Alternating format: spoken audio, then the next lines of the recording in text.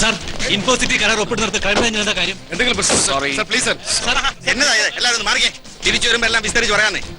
Sir അകത്ത് CM-ന്റെ conference നടക്കാണ്. ഇപ്പൊ അവിടേക്ക്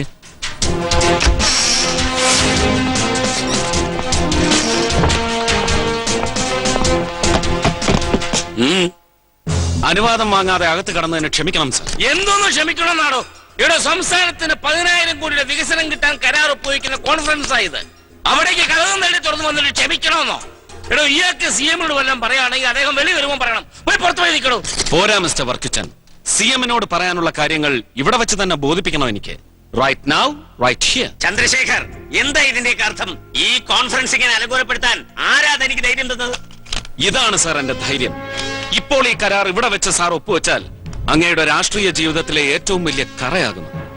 അത് സാറിനെ ബോധ്യപ്പെടുത്താൻ ഈ ടേപ്പിന് കഴിയും. ചന്ദ്രശേഖരൻ പറയൂ, എന്താണ് ടേപ്പിലുള്ളത്? ജപ്പാനിൽ നിന്ന് കൊച്ചിയിൽ മറ്റാരും അറിയാതെ മിനിസ്റ്റർ വർക്കിച്ചൻ വന്നിറങ്ങിയ വിവരം സാറിനറിയാലോ. That was part of a conspiracy. കൊച്ചിയിൽ വന്ന വർക്കിച്ചൻ നേരെ പോയത് ഒരു 5-star ഹോട്ടൽ സ്വീറ്റിലേക്കായിരുന്നു. ജോൺ വർഗീസിന്റെ അറേഞ്ച്മെന്റ്. സർ, ഹോട്ടൽ രജിസ്റ്ററിൽ ഒക്യുപ്പൻസി ഡീറ്റെയിൽസും ബില്ലിന്റെ കോപ്പിയും ഇതിലുണ്ട്. അവിടെ വെച്ച് മാത്യു വർഗീസിനോടും XMP മാങ്കുന്നിൽ സതീഷിനോടും ബ്ലൂ ഡയമണ്ട് ഇൻകോർപ്പറേറ്റഡ് എന്ന കമ്പനി വെറും ഒരു വ്യാജ എസ്റ്റാബ്ലിഷ്മെന്റ് ആണെന്നും അതിന്റെ ഡയറക്ടർ ബോർഡിലുള്ളവർ ജോൺ വർഗീസിന്റെയും വർക്കിച്ചന്റെയും ബിനാമികളാണെന്നും മിനിസ്റ്റർ പറയുന്ന വെട്ടിപ്പുള്ള ദൃശ്യങ്ങൾ ഈ ടേപ്പിൽ ഉണ്ട് സർ. ആസ്പത്രി കിടക്കയിൽ മരണത്തോട് മല്ലിടുന്ന സുഹറ, ജോൺ വർഗീസ് ജീവനോടെ ദഹിപ്പിച്ച കിഷോർ, ആ ചെറുപ്പക്കാരുടെ ധീരതയും പ്രതിബദ്ധതയും ചെറുത്തു തോൽപ്പിക്കാനുള്ള കെൽപ്പോ ഭാഗ്യമോ നിങ്ങൾക്ക് ഇല്ലാതെ പോയി വർക്കിച്ചൻ. ബ്ലൂ ഡയമണ്ട് ഇൻകോർപ്പറേറ്റഡ് സർക്കാരിന് സമർപ്പിച്ച മുഴുവൻ വിവരങ്ങളും കള്ളമാണെന്ന് ജാപ്പനീസ് എംബസിയുടെ അന്വേഷണത്തിൽ തെളിഞ്ഞിട്ടുണ്ട്. എംബസിയുടെ മുഴുവൻ കമ്മ്യൂണിക്കേഷനും സാറിന്റെ മുമ്പിലുള്ള ഫയലിലുണ്ട്. കമ്പനിയുടെ ക്രെഡിബിലിറ്റിയെ കുറിച്ച് വിശദമായി പഠിച്ച് സാറിന് റിപ്പോർട്ട് സമർപ്പിച്ച ഇവിടെ ഇരിക്കുന്ന IAS സിംഹങ്ങൾ സാറിനെ തെറ്റിദ്ധരിപ്പിക്കുകയായിരുന്നു. And for their complicity they are rewarded. എല്ലാവർക്കും ബന്ധുക്കളുടെ പേരിൽ ദുബായിൽ state of the art deluxe വില്ലകൾ. ഇത് മാത്രമല്ല സർ, വിജിലൻസ് ഡയറക്ടർ ജ്ഞാനശേഖര വർമ്മയുടെ കൊലപാതകത്തിന് പിന്നിലുള്ള ഗൂഢാലോചനയിലും ഇയാൾക്ക് ക്രൂഷ്യൽ റോളുണ്ട്. തീവ്രവാദ ബന്ധമുള്ള ഹവാല ഇടപാടിൽ ജോൺ വർഗീസിന്റെ വിശ്വസ്തനായ പങ്കാളിയും ഇയാളാണ്. Sir, I will now request you to grant me permission to take this man into custody. അത് കുറെ നടന്നു. എടോ ചന്ദ്രശേഖര, ഒരു സംസ്ഥാന മന്ത്രി അറസ്റ്റ് ചെയ്യാൻ തന്നെ പോലുള്ള ഒരു പോലീസുകാരൻ ഒക്കെയല്ല. നിയമത്തിനൊരു വകുപ്പില്ല.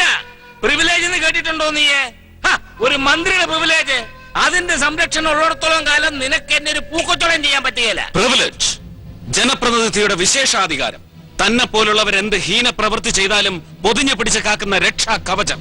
പക്ഷെ അത് തന്റെ നരിമറ്റം കുടുംബത്തിന്റെ നീക്കിയിരിപ്പല്ല, ദാനമാണ്. ജനങ്ങൾ തനിക്ക് തരുന്ന ദാനം. കാലാകാലം സമ്മതി രേഖപ്പെടുത്തി ഭരിച്ചു മുടിക്കാനായി തന്നെയൊക്കെ പറഞ്ഞുവിടുന്ന ജനങ്ങൾ വകവെച്ചു തരുന്ന ഔദാര്യം.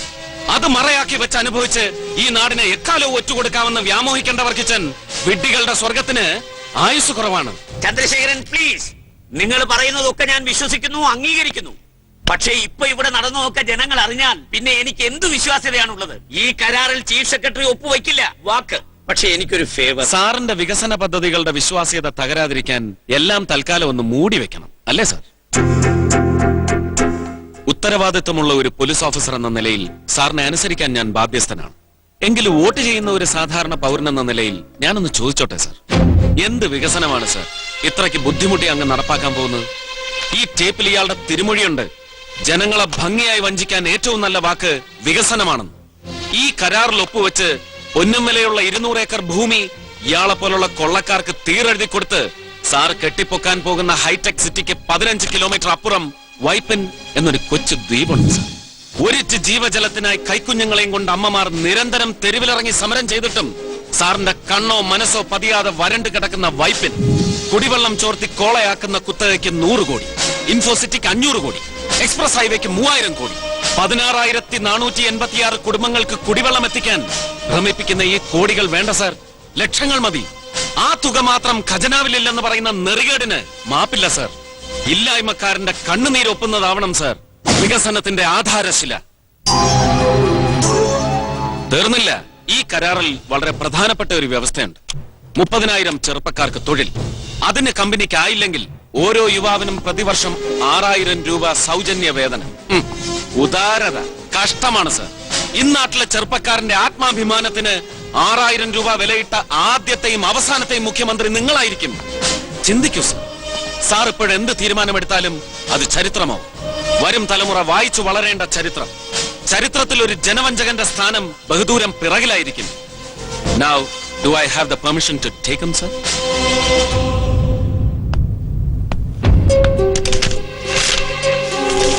വർക്കിച്ചൻ ഒപ്പിട്. എന്തോന്ന് ഒപ്പിട? എന്റെ രാജി. I demand ഒപ്പിട്. CMA ഇവൻ പറഞ്ഞു.